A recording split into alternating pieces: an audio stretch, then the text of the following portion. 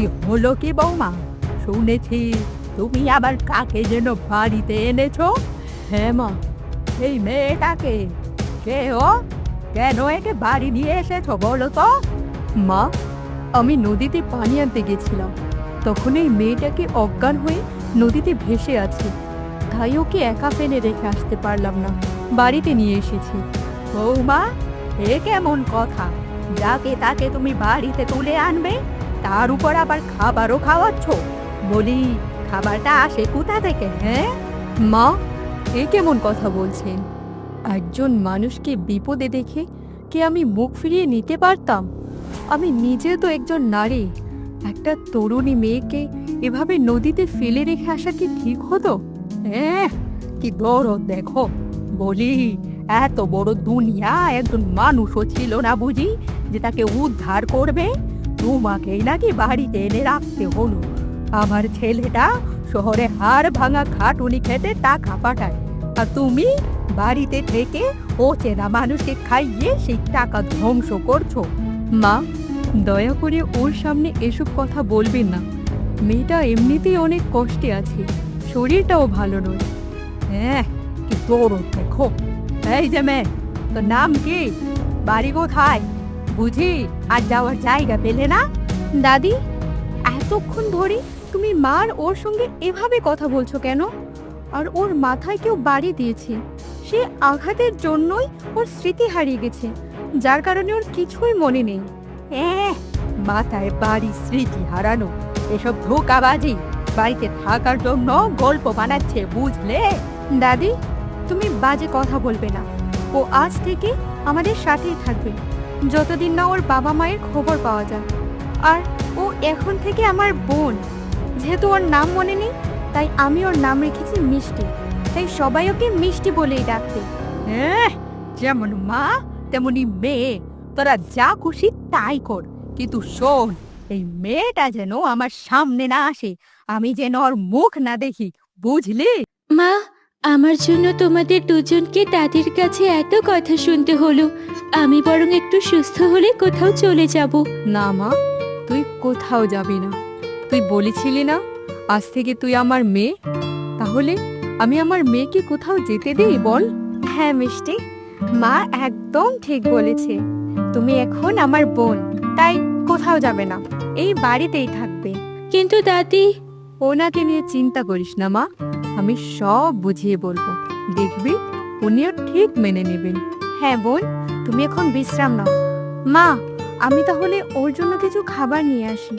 ঠিক আছে মা, যা নিয়ে আয়।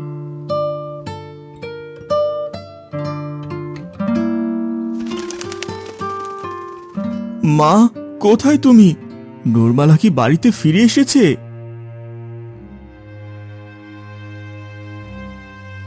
না রে বাবা, নূরমালা তো বাড়িতে ফেরেনি। তোমরাও কি নূরমালাকে খুঁজে পাওনি? না মা, অনেক খুঁজেছি।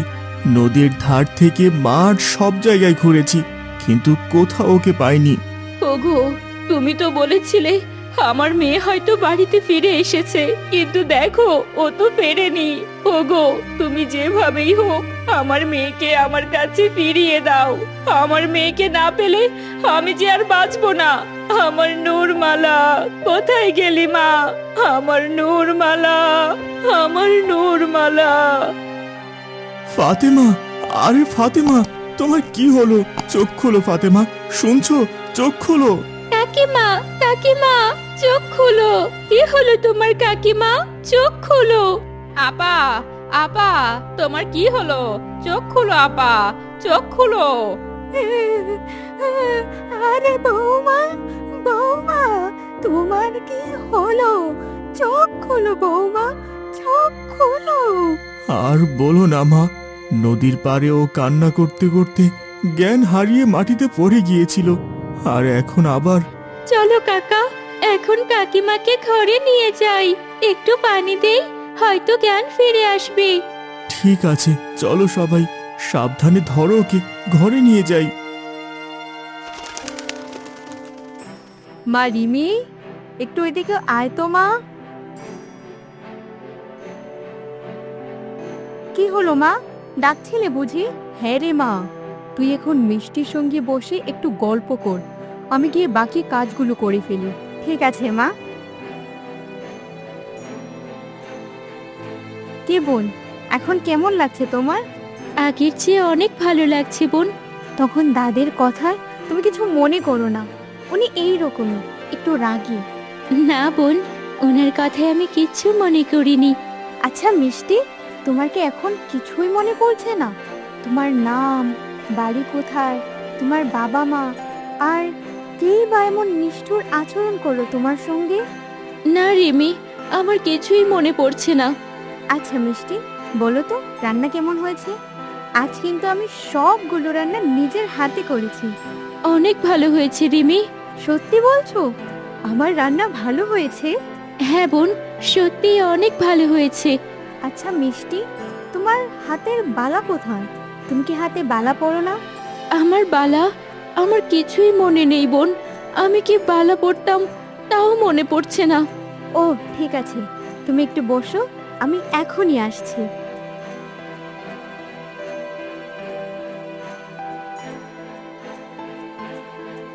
এই নাও মিষ্টি, এই বালাগুলো আজ থেকে তোমার। আচ্ছা রিমি, এই বালাগুলো কার? এই বালাগুলো আমার বাবা শহর থেকে ফেরার সময় আমার জন্য এনেছিলেন। আজ থেকে তুমি পরো, দেখি তোমার হাতে কেমন লাগে। আচ্ছা বোন, পড়ছি। দেখো বোন, বালাগুলো পরাতে আমাকে কেমন লাগছে?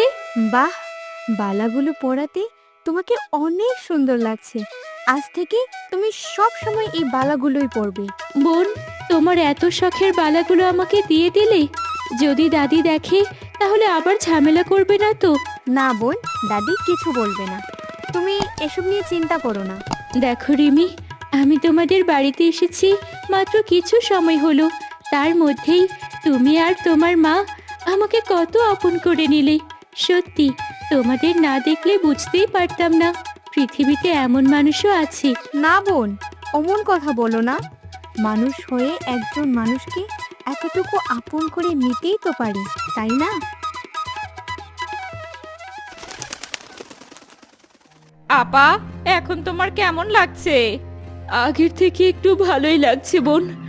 আমার আমার নূরমালা কি ফিরে এসেছে? কি হলো বোন, চুপ করে আছো কেন? বলো না, আমার নূরমালা কি ফিরে এসেছে? না আপা, নূরমালা এখনো ফিরে আসেনি। বোন, আমার নূরমালাকে কি আমি আর কোনোদিন ফিরে পাবো না? না আপা না, এমন কথা বলো না। দেখবে আমাদের নূরমালা একদিন ঠিকই ফিরে আসবে ইনশাআল্লাহ।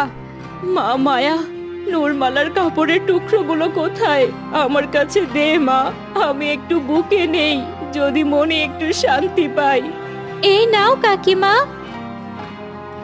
আমার নূরমালা, কোথায় গেলি মা? তোকে ছাড়া আমি যে বাঁচবো না রে মা। তুই কোথায় চলে গেলি আমার নূরমালা, আমার সোনা মেয়ে? না আপা, তুমি এভাবে কেঁদো না। তুমি যদি এইভাবে কান্না করো তাহলে তোমার শরীরটা যে আরো খারাপ হয়ে পড়বে। হ্যাঁ কাকিমা, তুমি এভাবে কেঁদো না। তুমি কাঁদলে আমরাও নিজেদের ঠিক রাখতে পারছি না। দয়া করে শান্ত হও কাকিমা। কোহিনূর, একটু এইদিকে আসো বোন। আসতেছি ভাইজান। মায়া, তুই একটু তোর কাকির সঙ্গে থাক, আমি দেখে আসি তোর কাকা কেন ডাকছে। ঠিক আছে মা, তুমি যাও, আমি কাকিমার সাথে আছি। কি হলো ভাইজান, কিছু বলবে নাকি? বলছি, আজ না হয় তোমরা আমাদের বাড়িতে থেকে যাও। দেখতেই তো পারছো তোমার আপার অবস্থা কেমন। ওকে সান্ত্বনা দেওয়ার মতো আমারও যে সেই অবস্থা নেই। তোমরা যদি একটু পাশে থাকো তবে হয়তো ওর মনটা একটু ভালো থাকবে। ঠিক আছে ভাইজান, আপনি চিন্তা করবেন না। আমি চেষ্টা করব যতদিন আপার মন না শান্ত হচ্ছে ততদিন থাকতে। আর আমি যদি নাও থাকতে পারি তাহলে মায়াকে রেখে যাব। তোমাকে অনেক ধন্যবাদ বোন। এখন যাও, ওর পাশে গিয়ে একটু সান্ত্বনা দাও। ওকে শান্ত করার মতো অবস্থা যে এখন আমার নেই। ঠিক আছে ভাইজান, আপনি চিন্তা করবেন না, আমি আপার সাথেই থাকবো।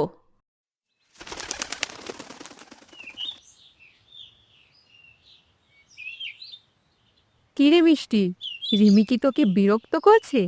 না মা, রিমি খুব মিষ্টি মেয়ে, ওর সাথে কথা বলে আমার অনেক ভালো লাগলো। তা ঠিকই, তবে ও একটু দুষ্টু মেয়েও বটে। মা দেখো, মিষ্টিকে বালাগুলো পরাতে কত সুন্দর লাগছে। তাই তো, বালাগুলো পরাতে মিষ্টিকে খুব সুন্দর লাগছে। তবে এগুলো তো তোর বালা মনে হচ্ছে। হ্যাঁ মা, এগুলো আমার নতুন বালাগুলো। দেখি ওর হাতে বালা নেই, তাই আমি আমার নতুন বালাগুলো মিষ্টিকে দিলাম। সত্যি বলছিস? তুই তোর বালাগুলো মিষ্টিকে দিয়ে দিলি? আমার বিশ্বাস হয় না। তুই তো তোর কোনো জিনিস কাউকে দেওয়া তো দূরের কথা, স্পর্শও করতে দিস না, সেখানে তুই তোর শখের বালাগুলো মিষ্টিকে দিয়ে দিলি? আমার বিশ্বাস হচ্ছে না মা। মা তুমিও না। অবশ্য আমার জিনিস আমি কাউকে স্পর্শ করতে দিই না, কিন্তু মিষ্টি তো আমার লক্ষ্মী বোন, তাই ওকে আমার শখের বালাগুলো দিয়ে দিলাম। ঠিক আছে, আর বলবো না। মা, আমি তাহলে মিষ্টিকে নিয়ে আমার ঘরে যাই। ঠিক আছে মা, যা, কিন্তু তুই ওকে বিরক্ত করবি না। চিন্তা করো না মা, আমি ওকে বিরক্ত করব না। চলো বোন, আমার ঘরে চলো। ঠিক আছে।